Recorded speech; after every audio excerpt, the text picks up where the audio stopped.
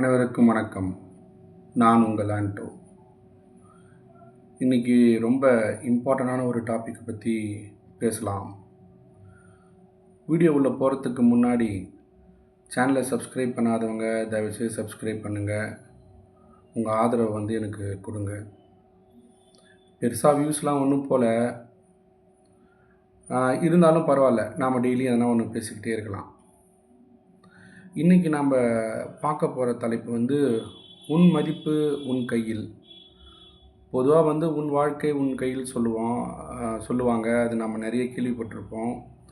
ஆனால் உன் மதிப்பும் உன் கையில் தான். எப்படின்னா, நம்ம எப்படி நடந்துக்கிறோம், என்ன பண்ணுறோம், எந்த நிலையில் இருக்கிறோம் அப்படின்றத வச்சு தான் உனக்கு இங்கே மதிப்பு மரியாதை எல்லாமே. ஒரு சின்ன எக்ஸாம்பிள் சொல்கிறேன், கேளுங்களேன். காஃபியில் ஒரு டீயோ காஃபியோ அதில் ஒரு விழுந்துருது. நம்ம என்ன பண்ணுவோம்? அந்த எடுத்து போட்டு குடிக்க மாட்டோம். அந்த டீயை இல்லை காஃபியை கீழே ஊற்றிடுவோம். ஏன்னா காஃபியோட மதிப்பு டீயோட மதிப்பு குறைவு. இதுவே அந்த ஒரு நெய்யில் விழுந்துருச்சுன்னு வச்சுங்க, என்ன பண்ணுவோம்? அந்த நெய் எடுத்து கீழே ஊற்றிடுவோமா? ஊற்ற மாட்டோம். அதுக்கு பதிலாக என்ன பண்ணுவோம்? எடுத்து போட்டு நெய்யை யூஸ் பண்ணுவோம். இங்கே நெய்யுக்கு வேல்யூ அதிகம், டீக்கு வேல்யூ கம்மி. அதே போல தான் நம்ம லைஃப்பும். ஒன்றுமே பண்ணாமல் வீட்டிலையே உக்காந்துக்கின்னு ஃபோனையே நோண்டிக்கின்னு கேம் விளையாடிக்கின்னு சொல்கிறத கேட்காம ஊர் சுற்றின்னு இருந்துன்னு வச்சுங்களேன், ஒருத்தரும் மதிக்க மாட்டாங்க. ஏன்? நம்ம வீட்லேயே நம்மளை மதிக்க மாட்டாங்க.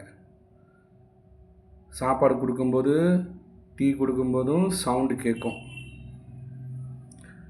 இதுவே நீங்கள் ஒரு வேலைக்கு போயிட்டு கெத்தாக சம்பாரிச்சு வீட்டுக்கு செலவு பண்ணி பாருங்களேன், அப்போ உங்களுக்கு மதிப்பு இன்னும் நிறைய கூடும். நம்ம செய்கிற செயலில் தான் நம்முடைய மதிப்புலாம் இருக்குது. நம்ம என்ன செய்கிறோம் அப்படின்றது ரொம்ப முக்கியம். மற்றவங்க நம்மளை மதித்து நம்மளுக்கு என்ன ஆக போகுது அப்படின்னு நம்ம நினைக்கலாம்.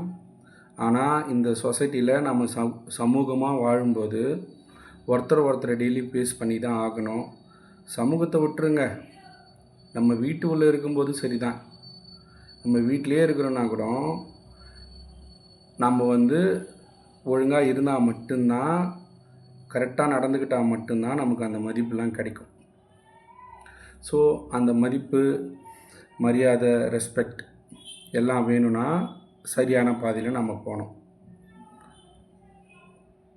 ஸோ இதுக்கப்புறமாச்சும் நம்ம என்ன பண்ணுவோம்? சும்மா இருக்காமல் அடுத்தது எதனாச்சும் ஒன்று பண்ணலாம் அப்படின்ட்டு பார்ப்போம். அதுக்கப்புறமாச்சும் நம்ம வீட்டில் நமக்கு மரியாதை தானாக வரும். வீடு மட்டும் இல்லை, நம்ம ஃப்ரெண்ட்ஸ் சர்க்கிள்லேயும் வரும், நம்ம சொந்தக்கார சர்க்கிள்லேயும் வரும், அதுக்கப்புறம் சொசைட்டிலும் நமக்கு வரும். ஸோ எப்பவுமே நல்லதே செய்வோம், நல்லதே நடக்கும்.